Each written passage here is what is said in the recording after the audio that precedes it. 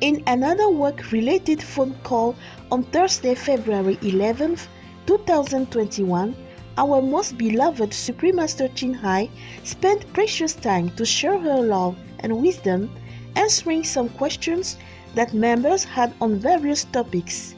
Today, we are blessed to present the insightful conference entitled Adam and Eve's Exile from the Garden of Eden on Between Master and Disciples, given in English on February 11th, 2021.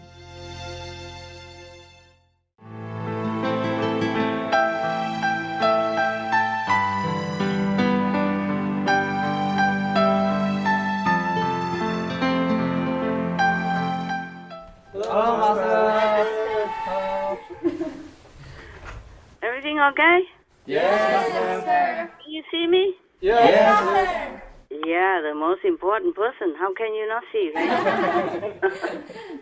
No, you are more important. Without you, we can't do much for SMTV. Yes. Thank you again, all of you. Huh, Gay? Thank you, Master. Thank you, Master. Tonight is New Year's Eve. Actually, first of all, I wanted to wish all the people in the world, including us, a better New Year, a better year ahead. I wish all of you, the planet people, and all beings on this beautiful planet, a better year ahead. That there's no more worry, no more fear, no more oppression, no more terrifying each other, no more criticizing each other, no more skinning each other, no more killing each other, either to gain something or to eat. Just being contented with the food that God naturally provides. Like when Adam came down, he said cultivate, farming, organic. Yes, I'm sure it was organic. So I wish all of you a better year ahead. Not just a Lunar New Year, but a better year, you know, yes.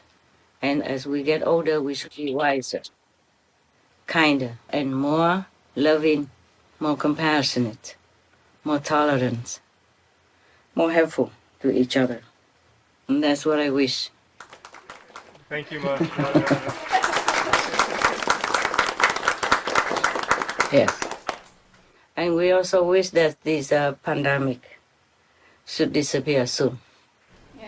Yes. Looks like it's so clever. He keeps manifesting different kind of strategy and forms. So humans keep chasing them forever like this. I just hope that it will get better. I hope humans get better. Then everything will get better. That is the cause. Yeah? That is the real cause of all the trouble. We are the cause of trouble. In the new year ahead, everybody should be more vigilant. I hope so. I pray so. God bless you all. God bless us all. Amen. Thank you, Master. Did you enjoy the cakes that I sent? Yes, Master. Very nice. Thank you, Master. Very good. Cakes, and then you have also some present to take home, right? Yes, Master. Thank you. And the red envelope with some Master. inside. Yeah, my God. What do they do? Just Christmas and then New Year and then New Year again. My, aren't you lucky? Yes. It's just the Lunar New Year. The Asian tradition is to give a red envelope with money inside. Mostly it's for kids only, but never mind. You look like my kids, so it's okay. Christmas, normally they don't give money, right? Not usually, no. No, just presents, right? Yes. And then you got money as well, man. You're getting richer and richer all the time. What to do, huh? Yeah, what to do? You're getting richer and you're still sitting there and staying there doing SMTV work for peanuts. It is true, huh? New Year they gave you peanuts also, right? Yes. With some crispy cold outside, hey? Yeah. Is it good? Everything good? Tastes good? Yes, Master. Delicious. Uh-huh. You ate them all already? Not yet. Okay. All right. If it's good, then it's good. Okay? I haven't eaten yet. All right. Now you have cakes, and you have other goodies, and you have chocolate, and you have this sweet stuff, yes? And then you have, how you say, these cakes, and then you have a Vietnamese sticky rice cake as well, yes? Yes. Specially sent from Vietnam before, you know? I saved it. Yeah, I saved it all for you. Wow. Thank you, Master.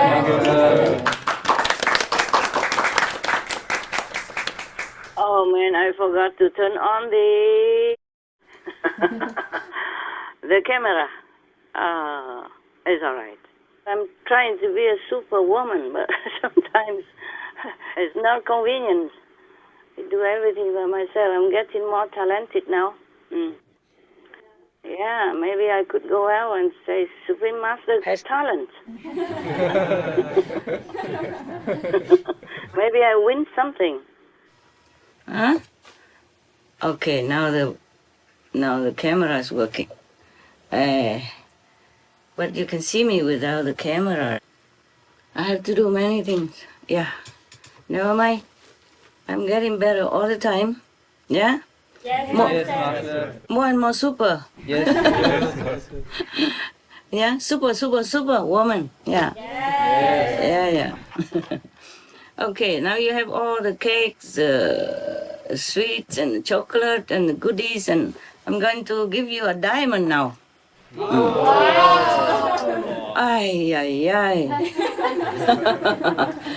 Wouldn't anybody like to be Supreme Master TV team, huh? Yeah. Who else would have everything that you have like that? Huh? Who would, right? Outside there? Nobody, huh? No. Personally sent, even with personal instruction and everything. Thank you, Master. You're welcome. It doesn't look a lot, but I had to organize and all that. If you're a little busy, I'm happy to do it, just not as good as if I was there with you, huh? And we cannot do too much zooming because we have too many brothers and sisters. We cannot zoom it all. Yes. So you're lucky ones, huh? Yes, Master. Thank you, Master. Thank you. Maybe you deserve it. Yes, maybe you have good affinity before with me or something. Who knows? I'm too lazy to check. Only when you make trouble, then I can check. Then I can tell you, oh, naughty. Naughty before, naughty now. Change it. All right, look, the diamond I'm giving you belongs to Adam. You know Adam, right? Our ancestor, our first ever forefather, yeah? Yes. It's also same from the Jewish story. I think I wear my glasses. Magic eyes. Do I look better? You look beautiful, Master. Of course, you say that. You say that. In Vietnam, we say the mother sings and all the children clap.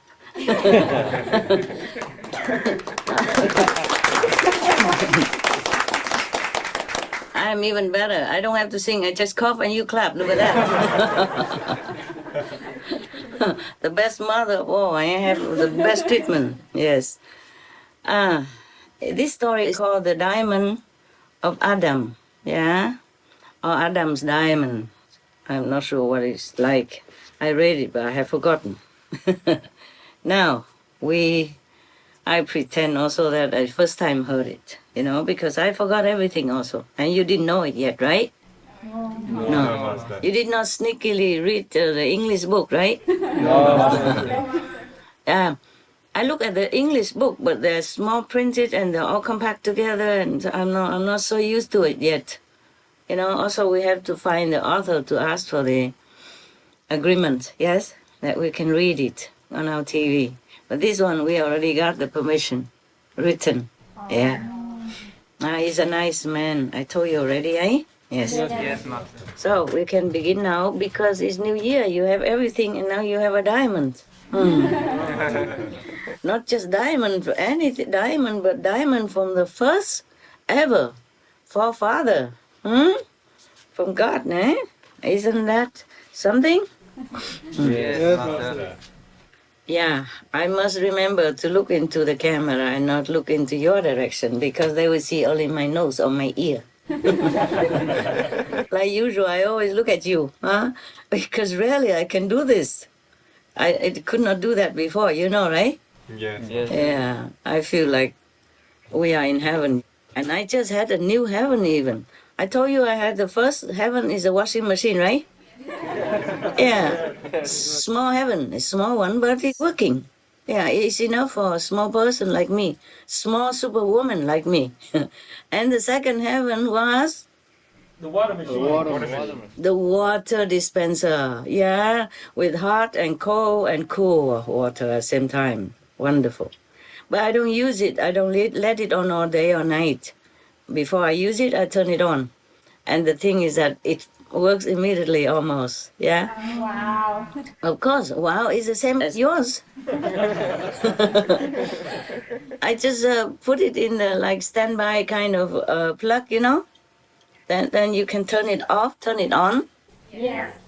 And also, even I turn off at night, in the morning, the water is still warm enough to drink just fine. Like 39 or 40 degrees, depends on the weather. And then I just drink it. Ah, it feels like heaven. Everything is so convenient. I thank heaven and all the inventors. I thank them all the time. And then now I have a third heaven. Guess what it is? Huh? Oh, don't know, We don't know, Master. Huh? Cannot guess. Cannot? Ayah. The dish dryer. Ah. Very small, but enough, okay? Yes. Because I feed the wild squirrels and skunk and I have to wash things sometimes. Yeah, okay? Yeah. And it's easier for me instead of I have to dry it. Use a towel and all that, and it takes some more time. My time is so precious that anything that saves time, I feel like is heaven sent. Bless all these inventors who make our lives so comfortable. I didn't know all this existed until some months ago. When I went to another center, then I saw it, and I thought, wow, this is really cool. And the dispenser, you know, I just know it like a few months ago also. The water dispenser, yeah. Thanks to one of your sisters who didn't use it, who left and didn't want it. She has it in other place. You see what I'm saying? So she didn't have to take it with her. Nobody wanted it, so I said, oh, give it to me. I'm so happy. Yes. Yeah, it's getting better all the time, huh? Yes, Master. Yes, Master. Now, finish the calendar. This is an old year calendar now. Just a few more minutes, right? What time is it now? 11:36. 24 minutes left. 24 more minutes. Yes. Then you become an older man. Older woman. Like me. No, you have some more time to catch up. You will be there soon. Told you, it's nice to be old. Yes. As I don't know, I just feel nice. Because you have more wisdom. Huh? And also you feel contented most of the time. Yeah? Yes. Yes. And if you have work to do, like the way we do, we don't have time to think. Whether or not we are sad or happy or whether we need anybody. Do you feel you need? No, Master. Whoever feels she needs already left. So, and we were happy for them. They don't know what they're missing. They don't know what they're missing with you, right? Yes. Yeah, nothing. There's nothing there to miss, right? So I like to go out and have some bittersweet stuff. So I miss that kind of life, huh?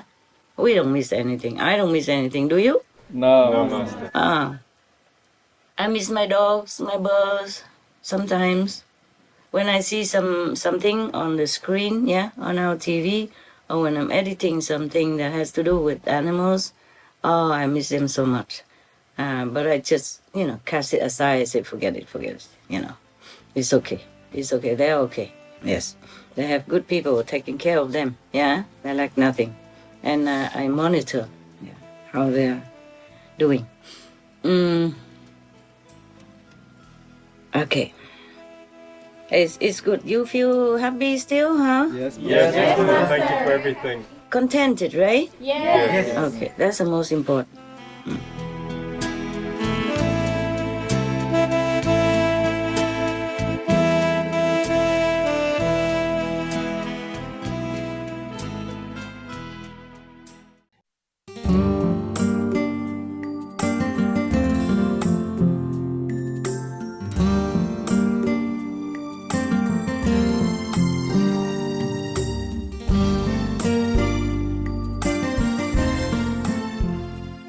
Okay, now we go to Adam. Go back to long time in the history, before you and I ever exist in the universe. Perhaps I did exist, because I was very old, very ancient. Oh, many people saw me as an ancient one, ancient Buddha or ancient sage or something. That has very deep wrinkles, so old, so deep wrinkles that he has never seen such an old woman like that before. Why? Didn't he just never look at me? If he look at me, then he doesn't have to have that vision. It's the same, no? Huh? I see some wrinkles. We don't see any. Oh, of course, the machine cheats you. The machine does many things. It could even cheat the vote. Machine is very smart. Some people are scared already nowadays that we might be, dominated by AI. Yes. Yeah, they are a little worried already. Yeah, there's some fiction in some other planet. The AI took over because they become so powerful. And the beings, they are so dependent on them that they become more and more developed, in their own way. Yeah. And they just took over and everybody was scared of them. And then they had to get together, had secret meeting about how to get rid of these domineering artificial intelligence robot. So now our world is still human. It's still very much human, but who knows in the future what's going to happen, eh? Okay? So enjoy while it lasts, huh? Yes. Yeah. Because in those societies, I read it somewhere, in some of the planets, some of the universes, the artificial intelligence there was so sophisticated, so real, looks like you and I, and they're so smart. They can do many things, and they can answer all kind of questions. Excuse me, one moment, okay, guys? Yes. I'll be there in a second. Don't worry. I'm not going anywhere. The most difficult part about a conference or going out to talk in the public is the part of being ready, like getting dressed or getting makeup done. That's the most difficult part. But once it's done, I'm okay. I really don't like dressing up and doing makeup. I have to remember looking through the camera so that people can see my pretty eyebrows. All right, now we go into the real calendar, Jewish calendar. Long time ago, when Adam was still in Eden, God took care of everything that he needed. But one time he committed the grave mistake of not obeying God. All of you know the story? Yes? Yes. Adam and Eve. You Yes, know, no? Yes. Yes. We know, Master. Yes. That he ate the apple in the middle of the garden, yes? Yes. Master. Fancy God. How can God punish a man just to eat an apple? And what for he has an apple or tree there if he doesn't want his son to eat? Yeah? But I guess it's something. It's not just an apple. It's just the parable. Yes. Maybe it's about the relationship, the physical relationship between a man and woman. Yeah, maybe. Maybe he shouldn't have done that. Shouldn't have that, close, intimate, bodily contact with the female counterpart that God have made just to accompany him. Well, but God should have known, being a God without the physical body, he is all-knowing, or omnipotent, omnipresent, omniscient, no? Yes. Supposed to be. We, in this physical body, we have limitations.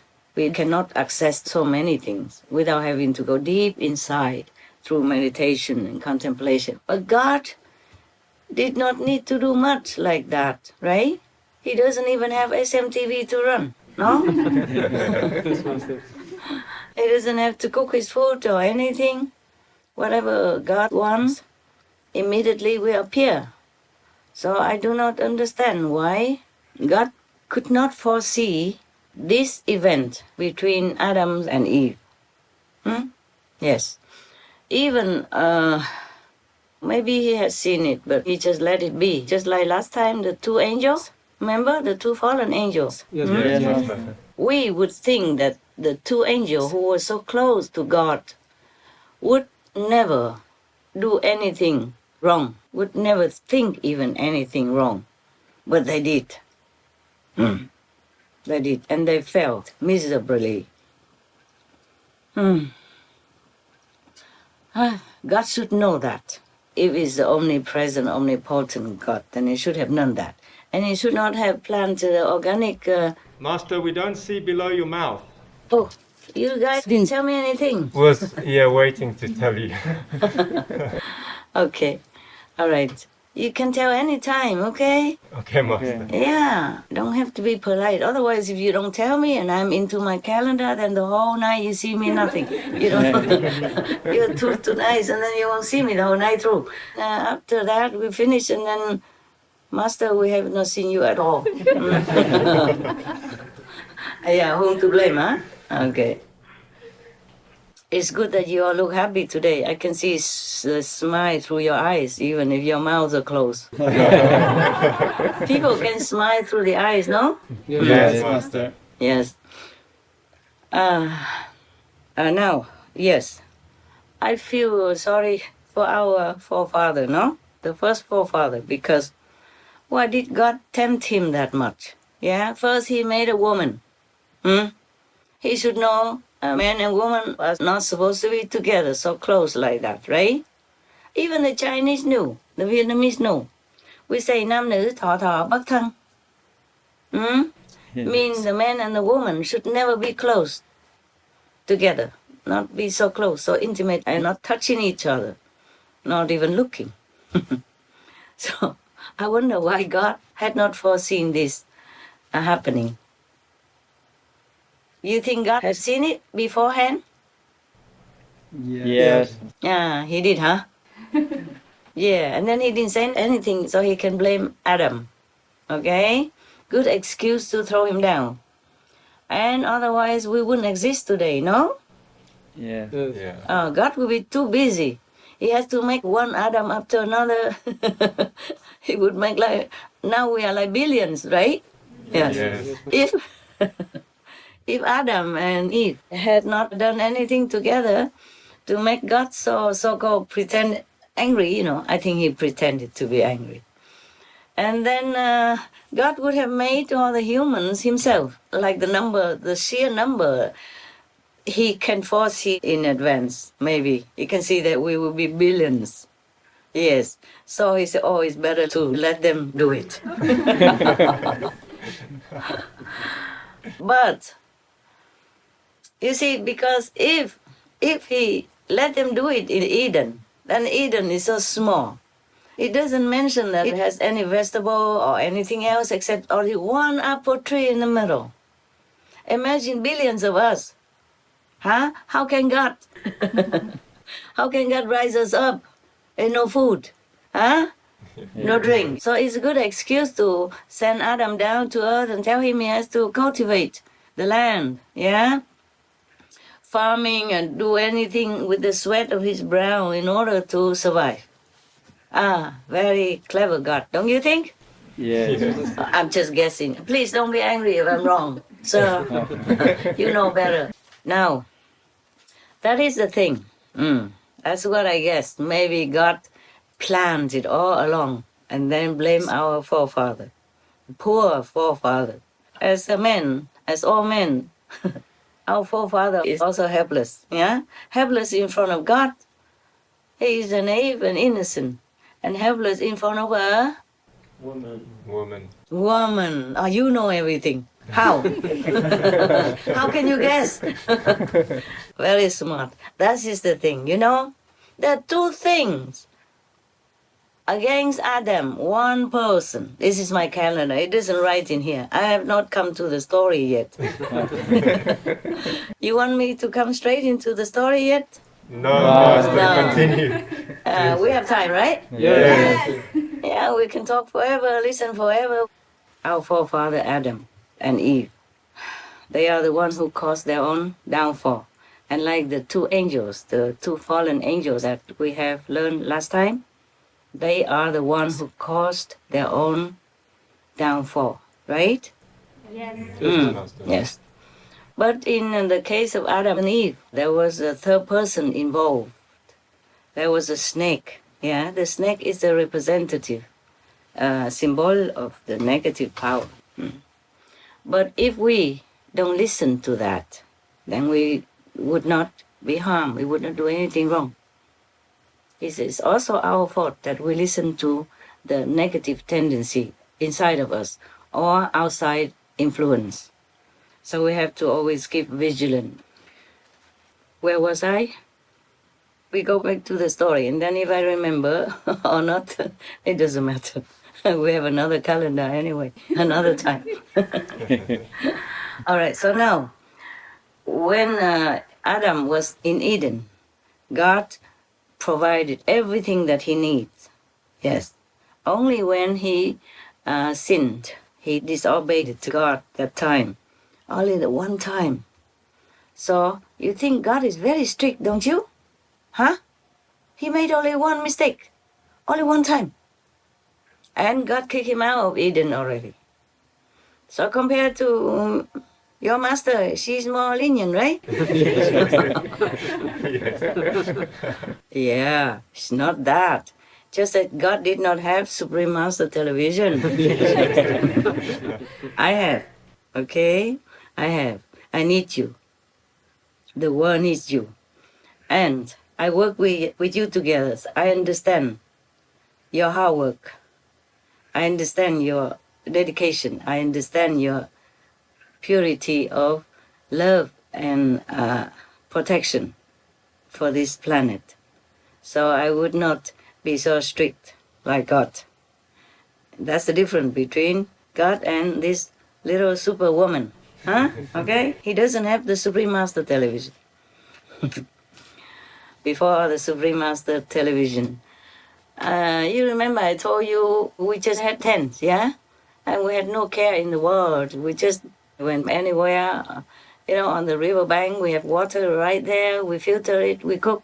We use dry wood from the forest, and we had the water right at our feet. The tent we use just to hide in when it's raining.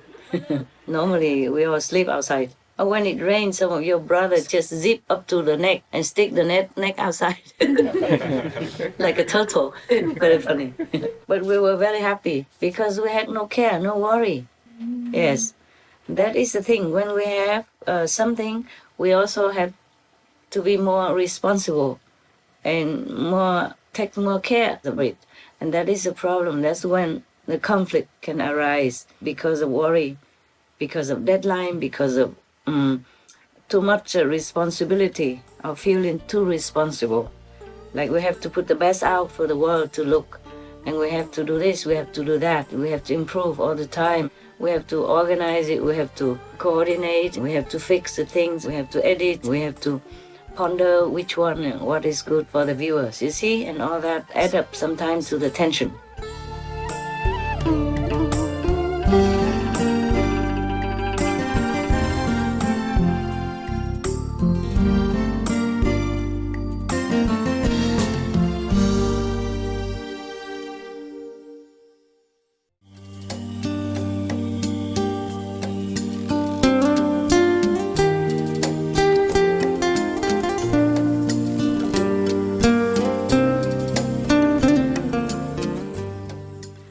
is the thing. When we have something, we also have to be more responsible and take more care of it.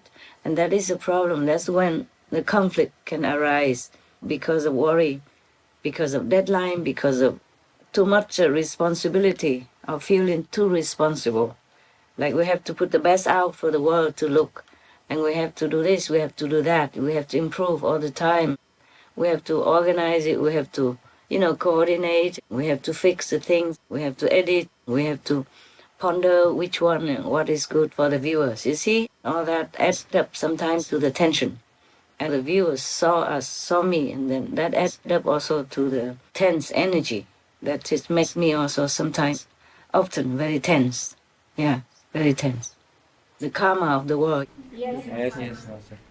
Listen, God has only two kids, Adam and Eve at that time. And he is so aggravated like that. That Adam ate only one apple and he kicked them out, both of them.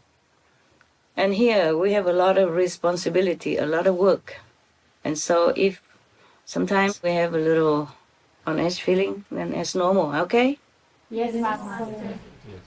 No wonder God was very tolerant to humans, because he said to the angel, it's so easy for you to be dedicated and working smoothly because you're made of fire. I think maybe fire could also mean light, huh? And humans are made of earth, of soil. Therefore, it's heavier. It's a more inert material. Yes. And the other material is, you can see, okay, even if it's fire, it's very light. Nothing you can catch. And you better not catch the fire. Anyway. And now you have it, now you don't. Yes, it's very simple. The condition of the wood or the oil or the petrol, those things, and the wind and the air made up to create the fire.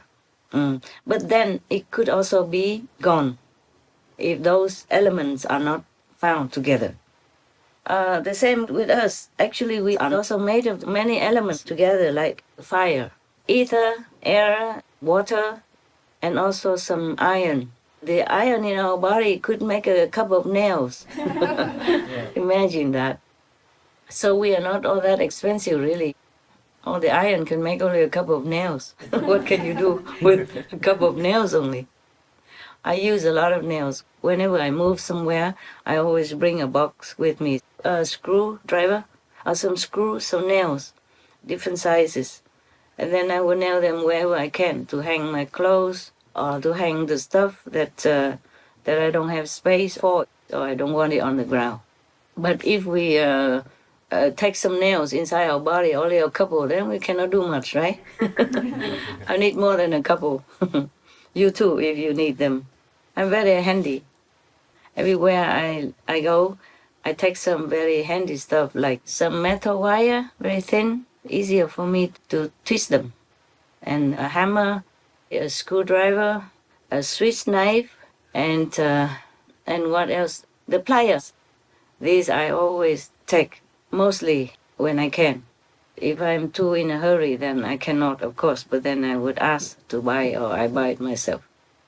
These things are very handy. Yes, you can do many things with them. You can also stretch them outside to hang your clothes, like that.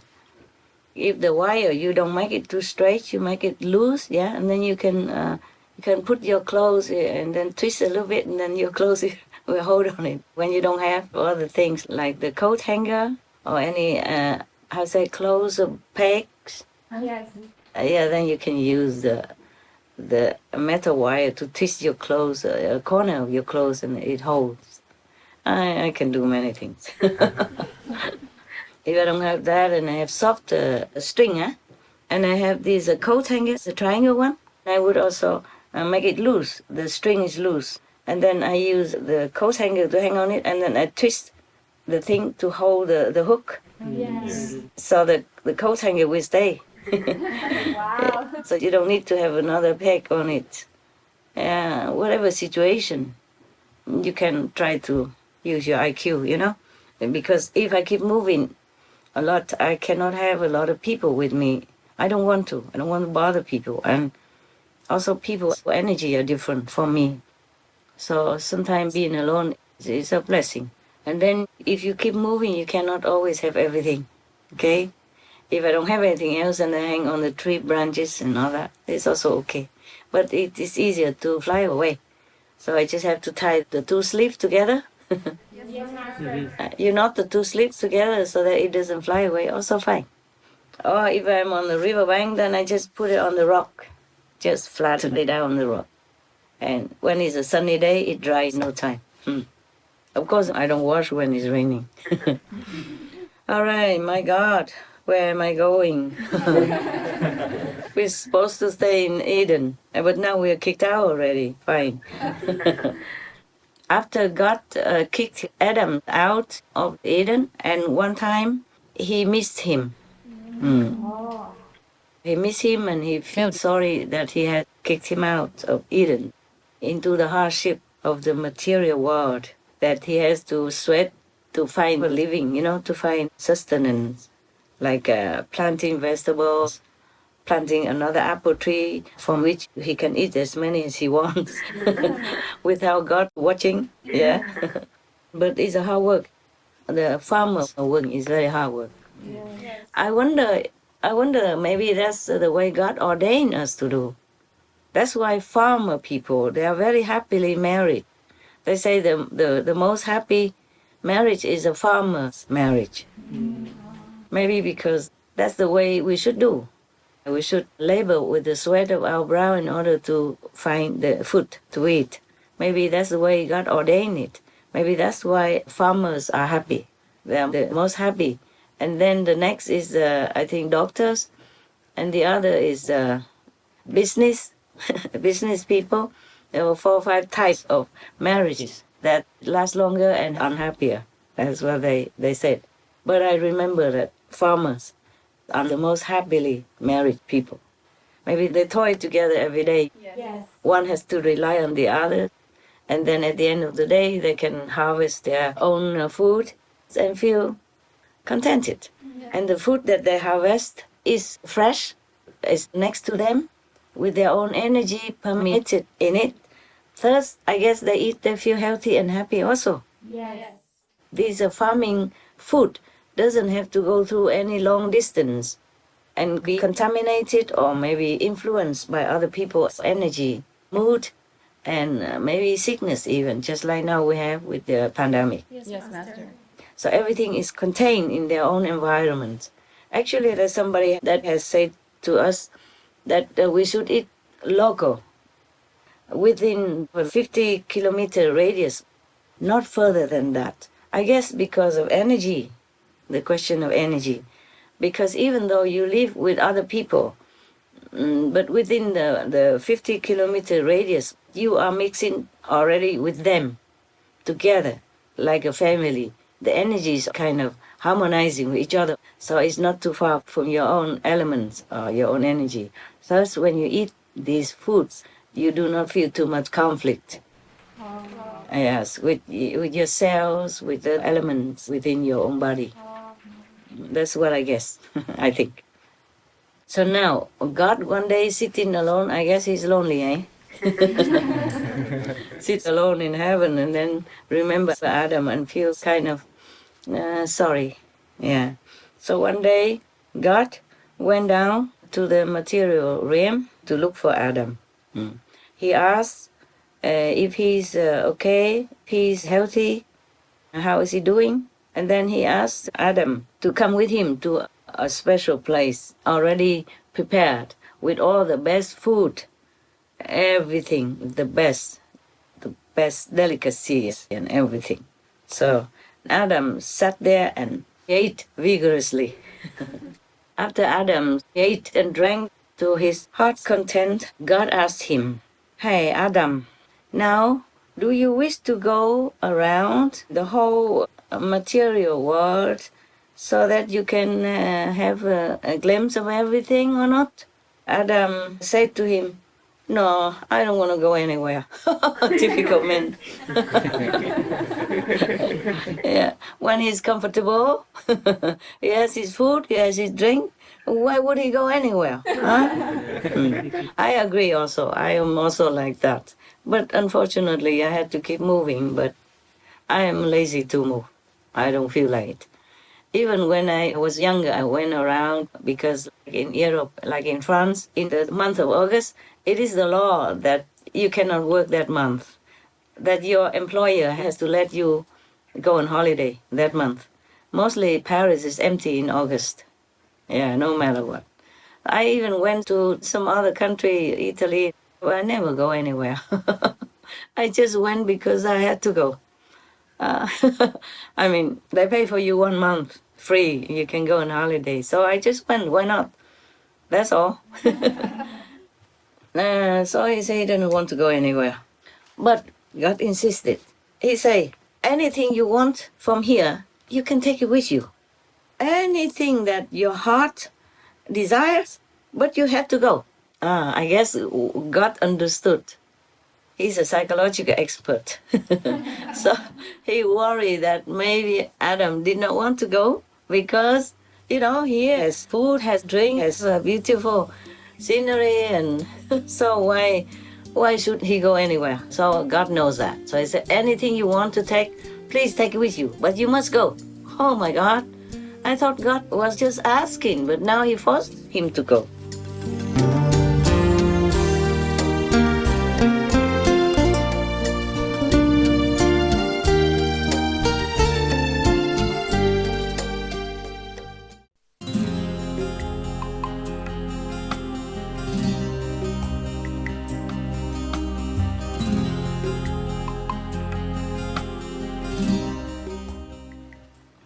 So he said he didn't want to go anywhere.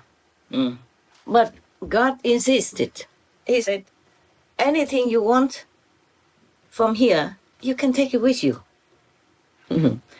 Anything that your heart desires, but you have to go. I guess God understood. He's a psychological expert. So he worried that maybe Adam did not want to go because he has food, has drink, has beautiful scenery, and so why should he go anywhere? So God knows that. So he said, anything you want to take, please take it with you, but you must go. Oh my God. I thought God was just asking, but now he forced him to go. All right. And then Adam went with God, and he took him everywhere to go to see some of the most precious treasures in Eden. He allowed him to take anything he wanted, and he chose. So Adam looked around and saw everything. He saw all kinds of gardens, beautiful fruit and vegetable gardens, animals, and all kinds of palaces, all kinds of beautiful clothes, dresses, and many treasures that are full of jewels like gold, diamonds, and all kinds of precious jewels. But he did not take anything. Wow. Yeah, mostly men don't like it, huh? Only women love to have this stuff like me. I don't really love them that much. They just here already for a long time. It happened from last time that I took it with me because I changed the place and I didn't leave it there, so I put it in my bag, and today I just saw it, so I just put it on. Finally, Adam went to a treasury and to a store full of diamonds.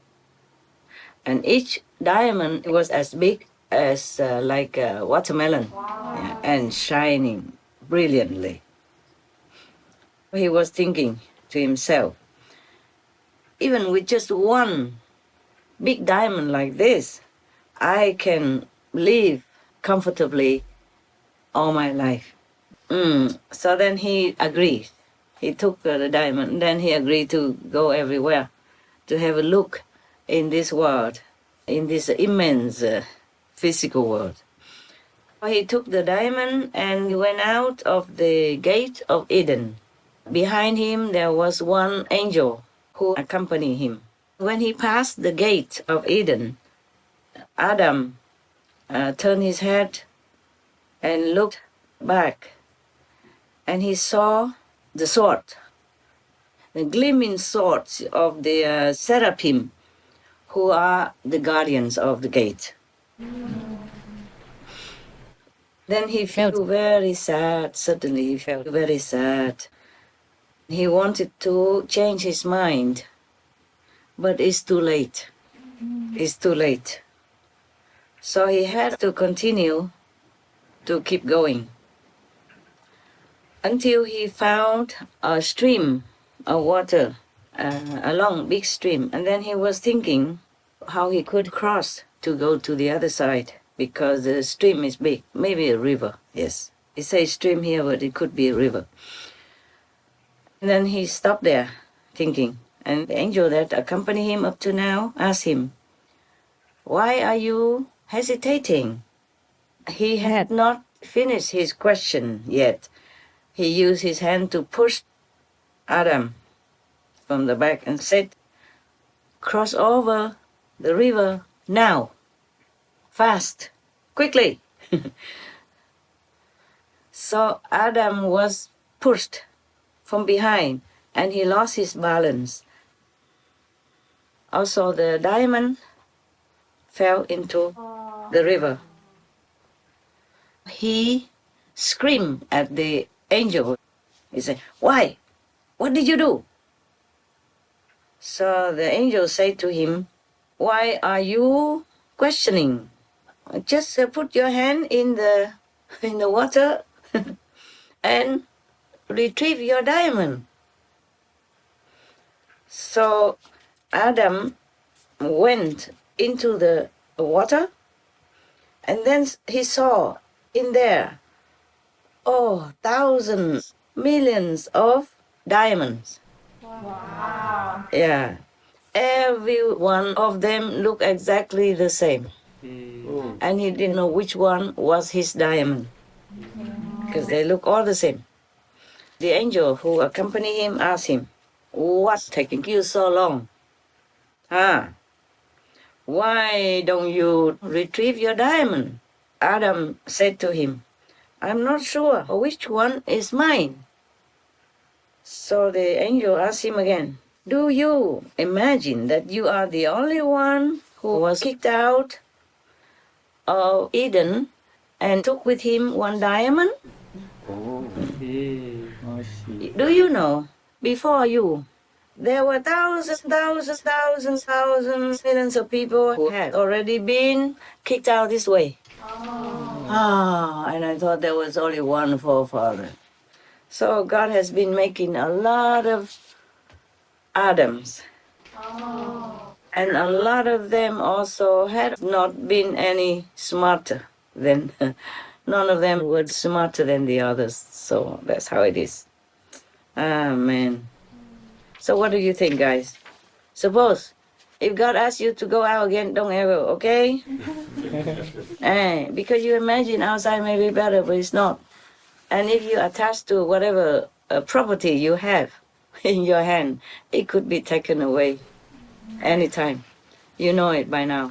Yes. People know it by now with the pandemic. Many people lost their lives, lost their loved ones, lost their jobs, lost their livelihood, lost many things. Yes. Lost livelihoods mean also losing your properties and losing your dignity, your security, everything. Maybe losing your marriage, your loved ones because alive, because the economic situation doesn't afford you to keep each other.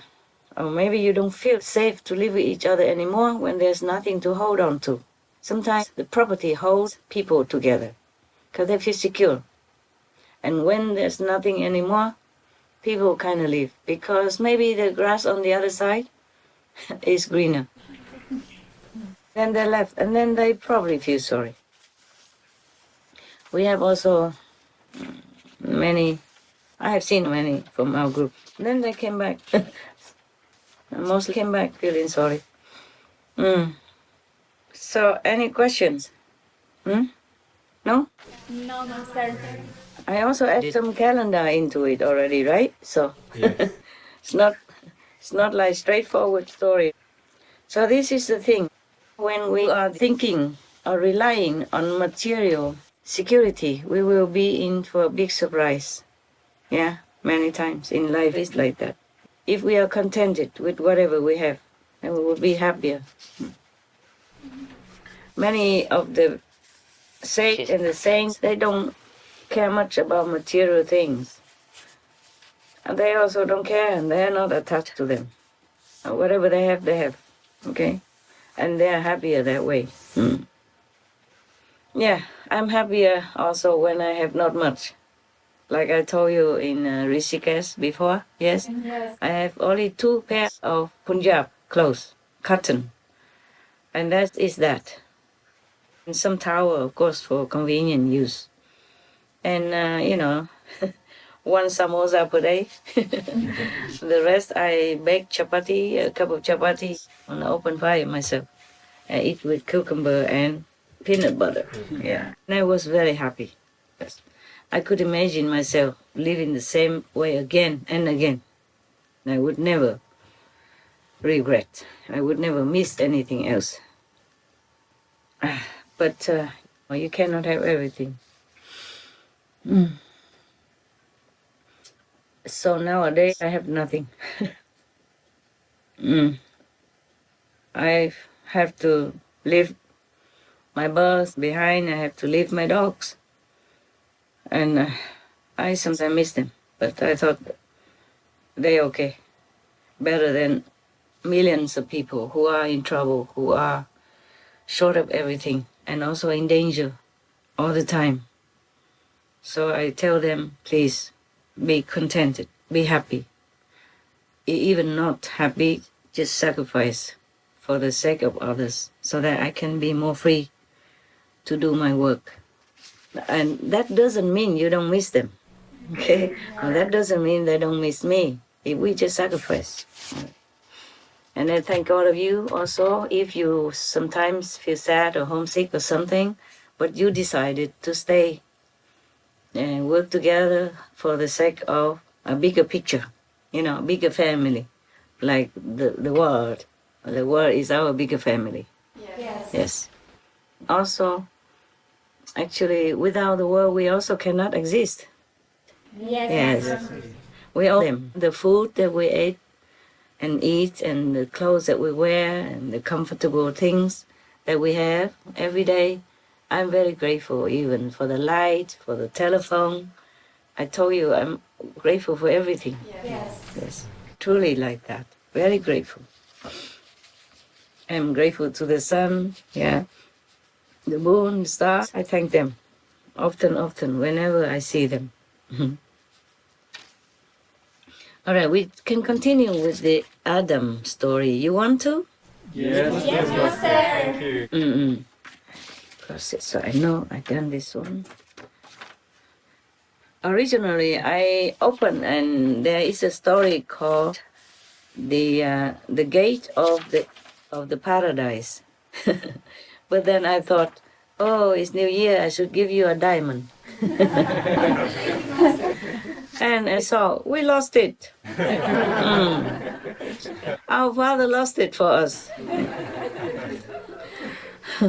This is a story where God wants to tell us that material things are not reliable. Yes. And if he stayed in the paradise, he would have had all these diamonds. He wouldn't have even needed it. Yes. But he was not contented. Yeah. He made mistake and God gave him a second chance to go back to Eden. And then he forgot it again. He's tainted with some worldly thinking. He was thinking, oh, if I have one big diamond like this, I could live outside easily, comfortably. Yeah. And then lost the diamond. Maybe lost life also, of course. Yes. take one diamond and lost it, so he's not going to live comfortably again, no? As the way he imagined he would. We always imagine the grass on the other side is greener until we go there. This is the thing with our mind. It tricks us all the time. All right. I think you are over that, aren't you? Yes. Yes. Yes. Yeah. Maybe all of you, maybe some of you, maybe most of you, who cares? I will know soon enough. Sometimes I thought like that. I'm kind of naive. You know, I trusted everybody. Until not. All right. Until they show me a different story. Now, we continue with Adam's story, okay? We have one here. You see, when Adam was kicked out of the Eden, when he looked back, he probably hesitated, probably thinking going back. But then at that time, all the angels with these blazing swords all over, nobody can get in. It's easy to get out, nobody can get in. You can't even take anything with you. It's just illusion. Yes. He should have said to God that, no, I miss you. I want to be with you. I made once mistake. I won't make it again. I want to stay home. No. He thinks with this diamond, big like that, he's going to live comfortably. Then he would not need God. Yes. Because he saw the diamond. If he didn't see the diamond, probably he wouldn't have wanted to go. Yeah. This is our greedy mind that make us trouble. Make us like imagining something that is not happening. Yes. And we imagine, we create our own world and then we think it's going to be okay, but it will blow it in our face one day or another to tell us that nothing here lasts. Yes, except the love of God, except our true home. You see, when he went around everywhere, he saw gold and stuff like that. He saw treasure, he saw other jewels, yeah, fruits, gardens and everything. He did not feel the desire for them. But when he saw this big diamond, as big as the watermelon, I wonder how big is that? Some watermelon are about this big. Yes. Some are about this big. Yeah. Like half of my arm length and thick like that. Yeah. I saw them, yes. And then mostly people cannot buy them all. They have to slice it and give to you some part. Except the maybe big company or big restaurant, they buy them, you know, then they can distribute. But for one family, if you buy this big watermelon, it will last forever and it might go bad, yeah? Yes. You don't want to eat watermelon every day, that is the thing. Because we have choice, we are spoiled. We're spoiled with choice, that's why.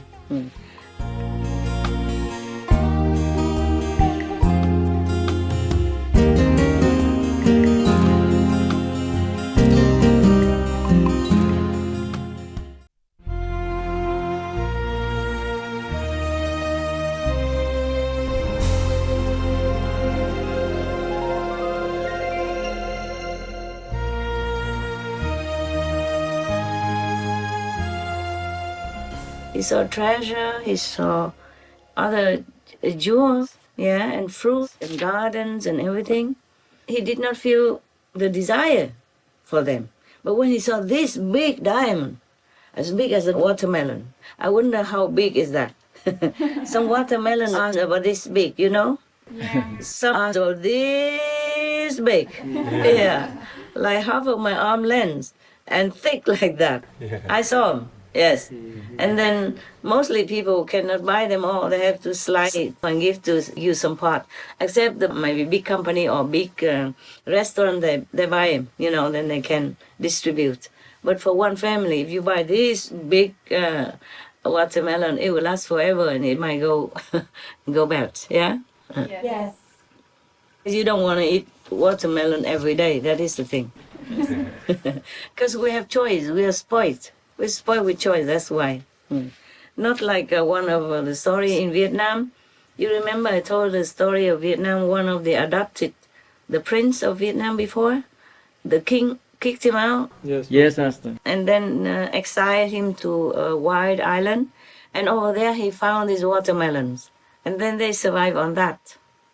They even sold it afterward. He drew a map on the watermelon, and the boat people found them, went there, and then made business together with watermelon to exchange for all the necessity. Then he lived fabulously. Because he believed in God. The king thinking that, he has to be faithful to him, grateful to him because the king gave him everything, even adopted him as a prince.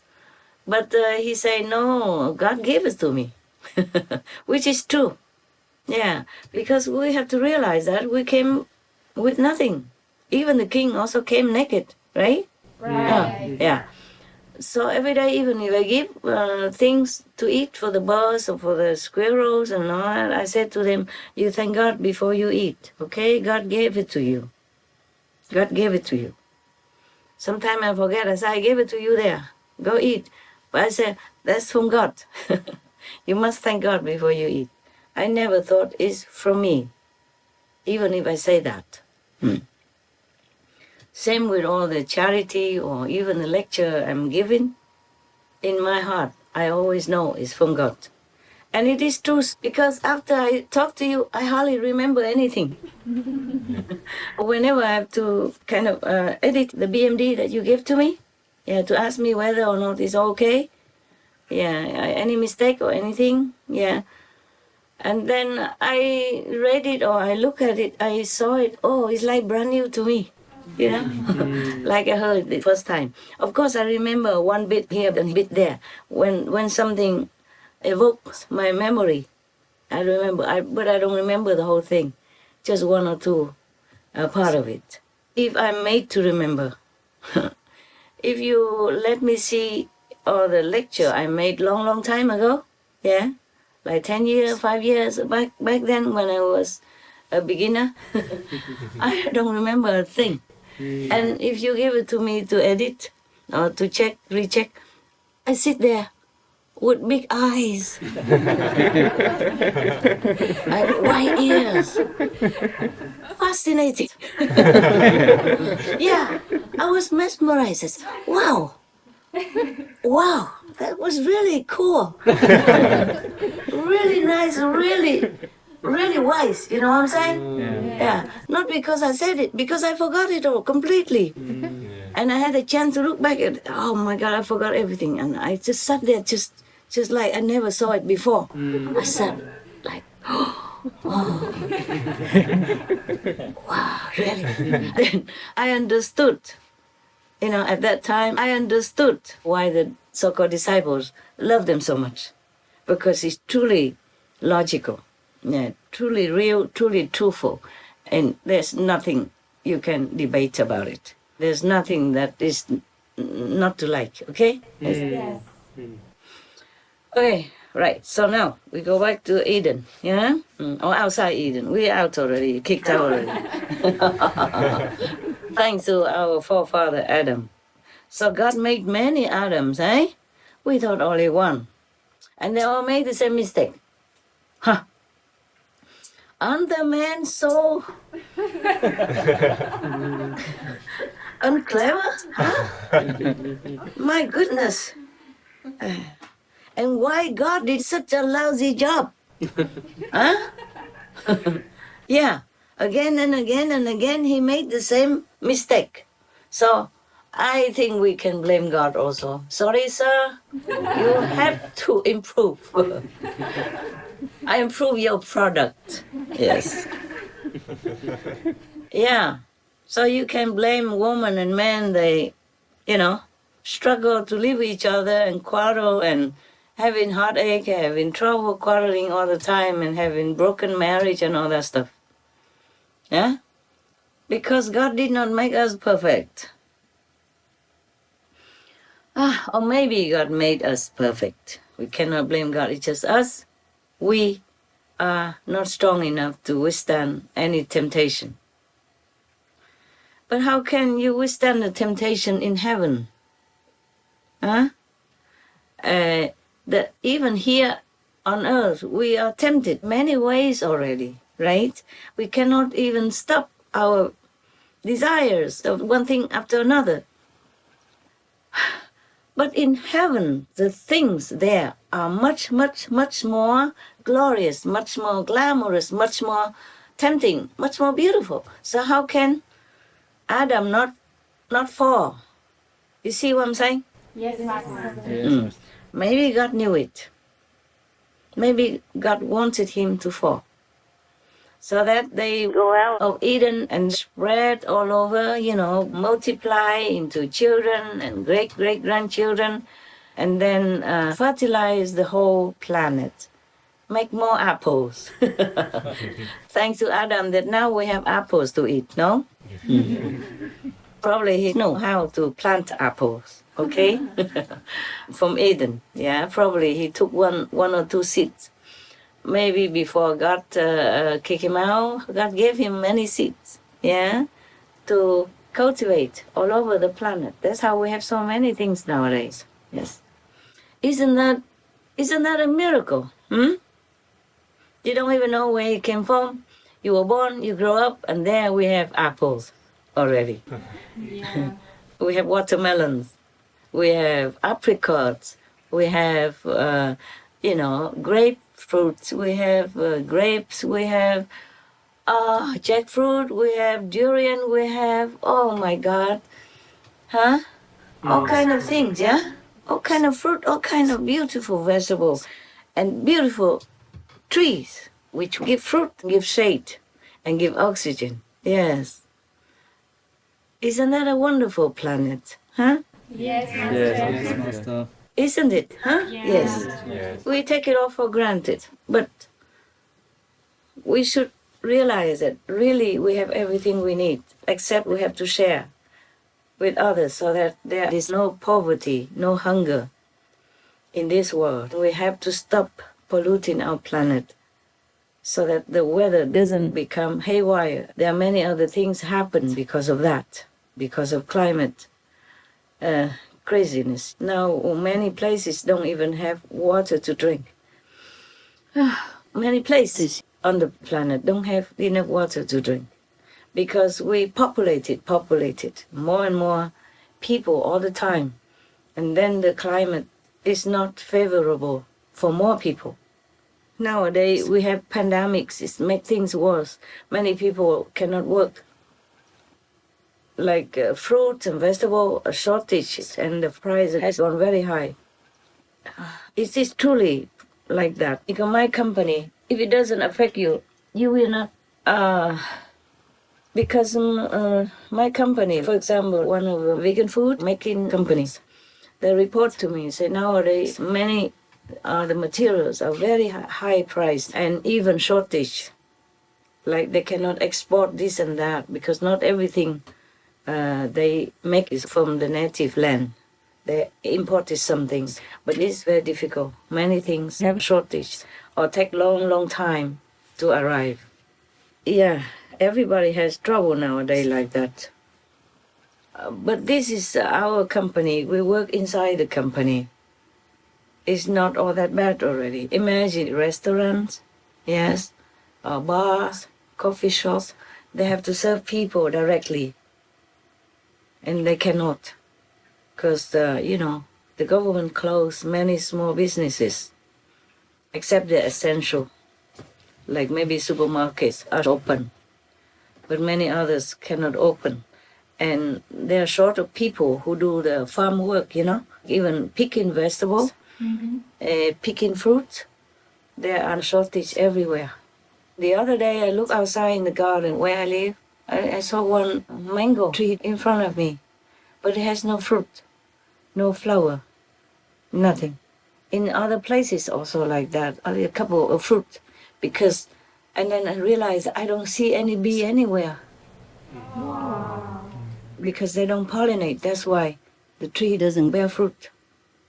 Yes, and then suddenly I saw, oh my God, there's no bees around here even.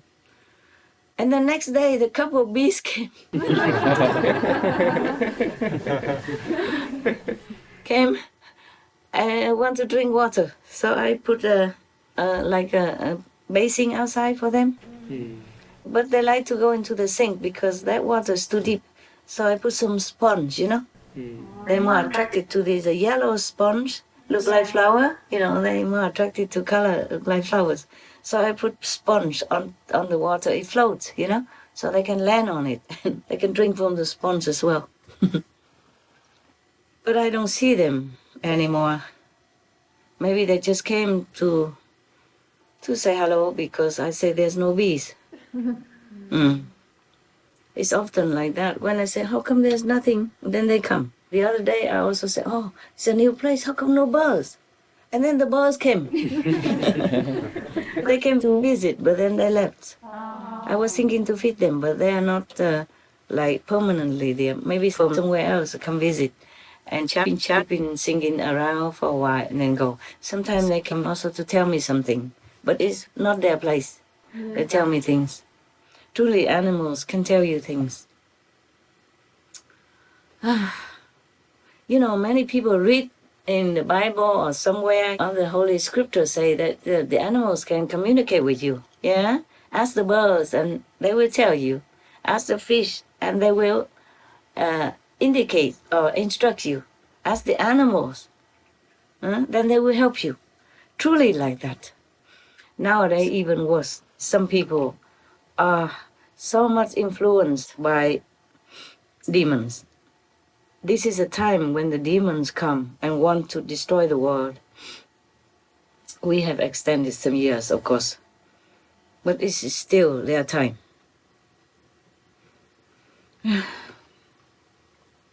So even the top religious leader, I heard them say something truly more than nonsense. As if they all were made deaf, dumb, and blind, you know, or top politicians, many of them, as if they don't see anything. Everything they do or say is all illogical, or unreasonable, or very, very far from the truth, far from logic, far from reason, and far from the most common sense of all.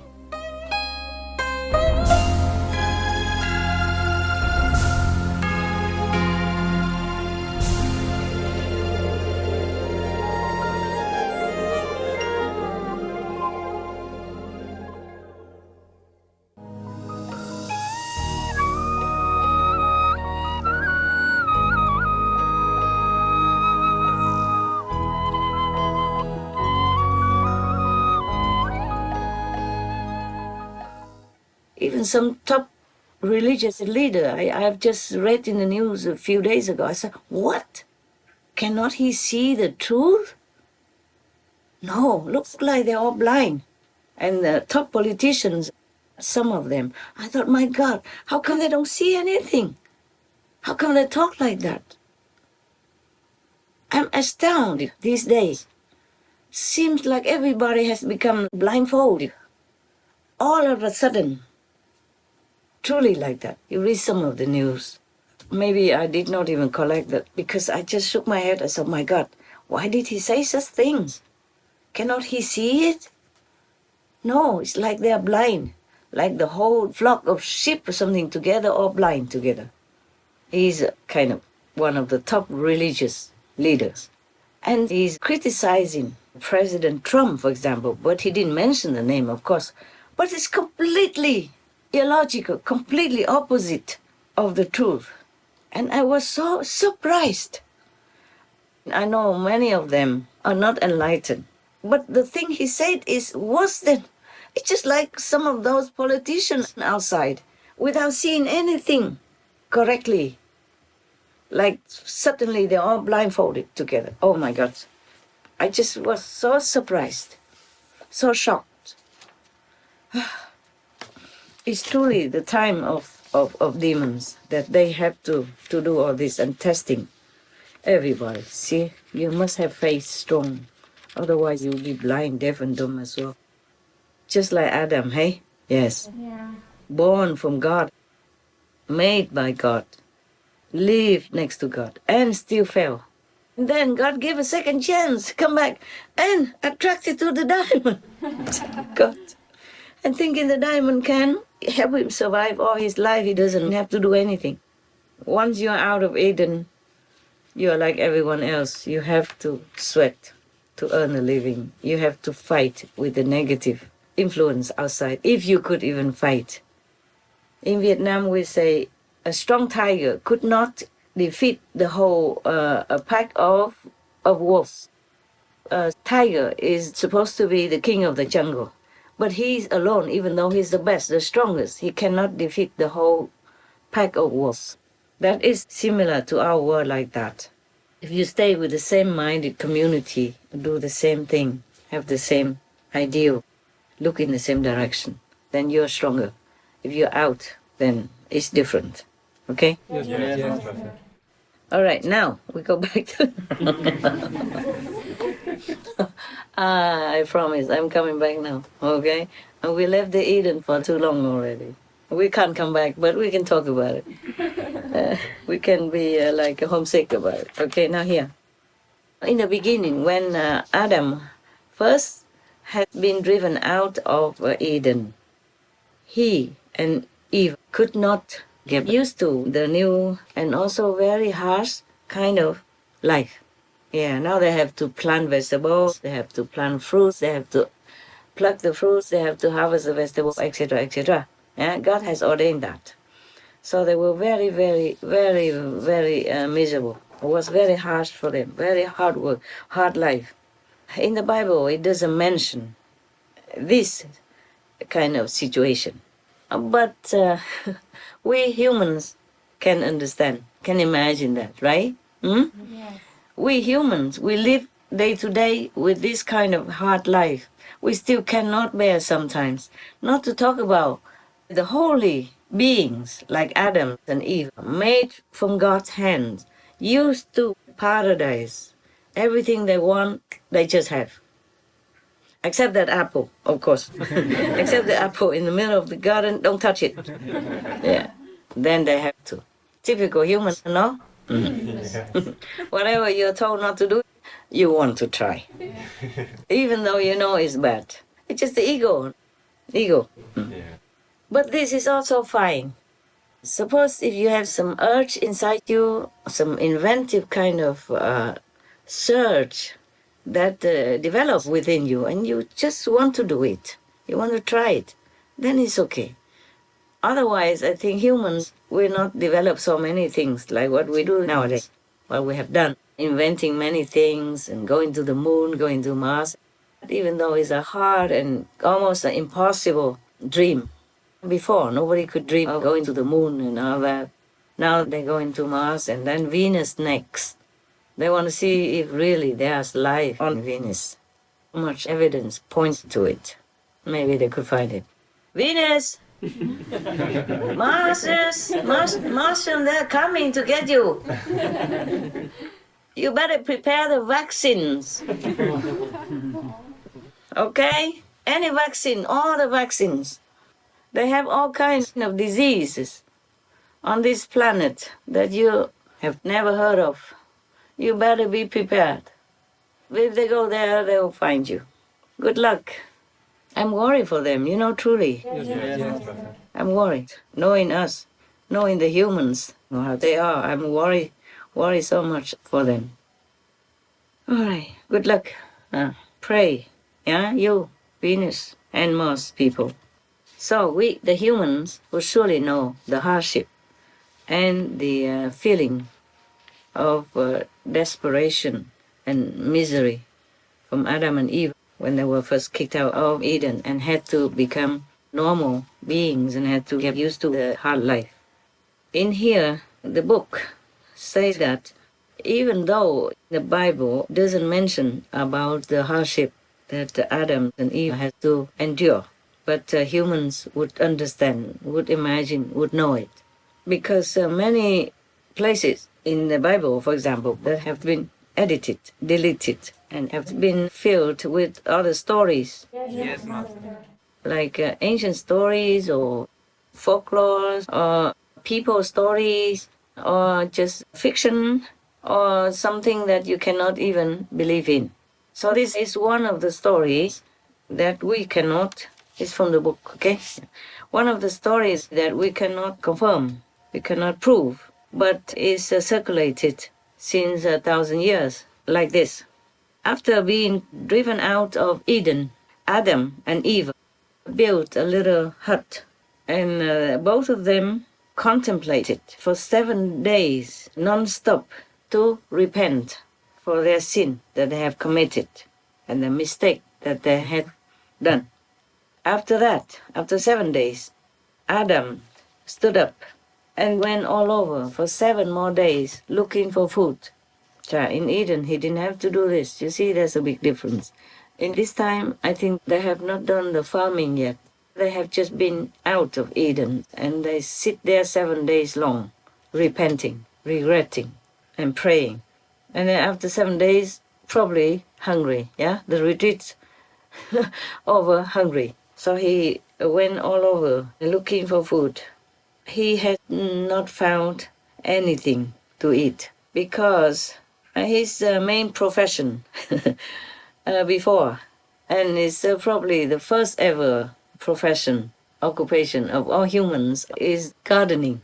So he found only dry hay and dry grass, which are reserved normally for animals. So he suggested to Eve that both of them have to do more penance, more repentance, and hope that God will forgive them one more time. For Eve herself, she went into the middle of the Tigris River.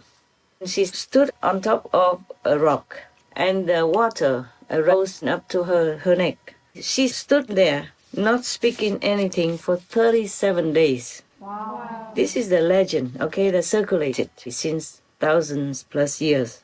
And Adam also stood up, stood like her, but in the middle of the Jordan River, of both the different rivers, for 40 days long.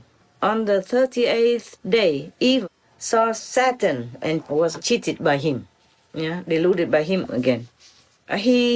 Satan manifested himself into a being like an angel. And Satan came and begged Eve to come with him up to the bank of the river. And then he will find something for her to eat. Eve could not withstand her hunger. So she left the water, went to the bank. And at that time, she immediately realized that this was Satan. No. Eve went up to the riverbank. But at that time, Adam recognized that this real entity was Satan. So he yelled at Eve. He yelled loud at her. He said, "How can you let yourself be fooled by our enemy one more time, huh?"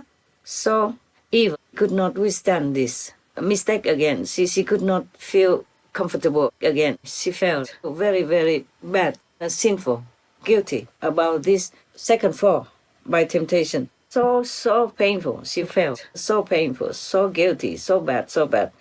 So she fainted, fell down on the ground. Oh. Poor Eve. She's only a woman, weak. Physically also, yeah? Physically, women are weaker than men and smaller, the size, always the same. But I wonder why God made a woman from a man's rib. I wonder how big is the rib? Even if we are small, but how big is Adam's rib? Yeah. Adam must be like 100 foot tall. Yeah. And his rib must be your size, or my size at least. Yeah. I'm small, but this is a big rib. I'm a big rib. So I wonder all this story. Yeah, but of course with God everything is possible. Yes. I have to look into camera again. I keep looking at you guys. You're so attractive, my God. No wonder I'm sitting here, not in Eden. All your fault. Okay, now. And you're all wearing masks. Imagine if you don't. Huh? Yeah. That's because you're vegan, huh? People cannot take their eyes off you, right? Yeah. That's what the animals told us every day, no? Yeah. On our TV.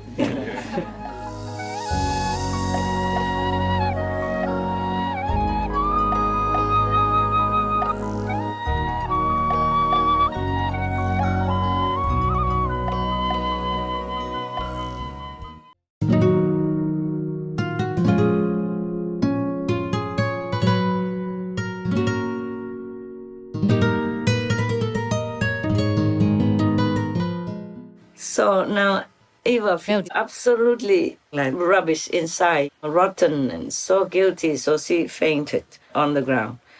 At that time, Satan, the king of devils, told Adam, because of you, I was expelled from heaven. Satan, this is one of the fallen angels, I guess, yes? So he accused Adam. He said, because of you, because Adam is human, one of the humans. It's because of you I'm expelled from the garden. When your form had been just created, I was kicked out of paradise, out of the sight of the holy face of God. And then I was also dismissed from all the angels' company, from all the angels' unit, yes. So after Adam heard that, he begged God to please place this enemy far, far, far, far, far away from him. Because this enemy has always wanted to ruin, to destroy his soul and his purity. After that, Satan became invisible and disappeared out of sight of the humans. And then Adam ends the period of repentance and begins new life with his wife, Eva, of course. Okay. So, end of the story. Thank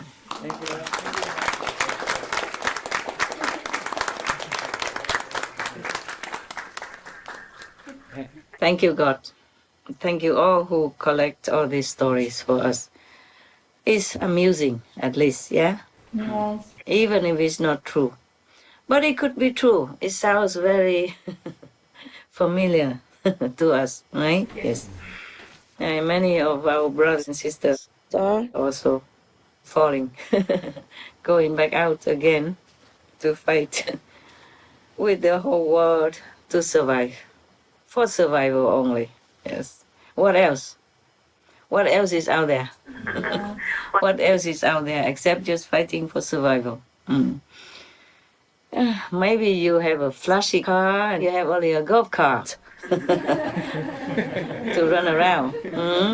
Maybe they have the one who went out have a flashy car and you have a flashy golf cart. Maybe they go now eat fancy food and you eat whatever is cooked for you. Sometimes fancy, sometimes not. Yeah. But I have to tell you, when you give me some of this food, food stalls, yeah, like in Paris, vegan bakery shop. Yes. Oh my God! I'm not sure how tempted Adam felt when he saw that apple. But I can tell you, I was very, very, very tempted when I saw all those cakes and bakeries and, oh my God, all sizes, all shapes, all color, all my favorites when I was in Paris. And I really, truly wish. I remember the host asked, oh, don't you wish that you could live near there? I said, I do.